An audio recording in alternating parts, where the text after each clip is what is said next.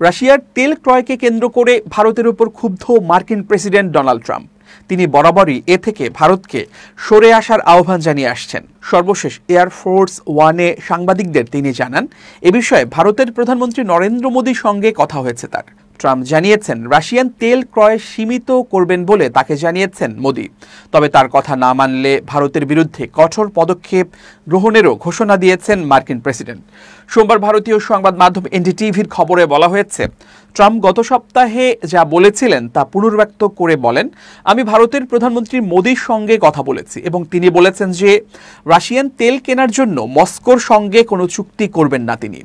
প্রতিবেদনে বলা হয়েছে, নয়াদিল্লি তার শর্তাবলীতে সম্মত না হলে এবং রাশিয়া থেকে তেল আমদানি বন্ধ না করলে ভারতীয় পণ্যের ওপর ব্যাপক শুল্ক আরোপের হুমকি দিয়েছেন ডোনাল্ড ট্রাম্প। এর আগে গত সপ্তাহে ট্রাম্পের দাবি প্রত্যাখ্যান করে ভারত। ভারতের এমন অবস্থান সম্পর্কে প্রশ্নের প্রেক্ষিতে ট্রাম্প বলেন, কিন্তু যদি তারা এমনটি বলতে চায় তাহলে তারা কেবল বিশাল শুল্ক আরোপ পেতে থাকবে এবং তারা তা করতে চায় না।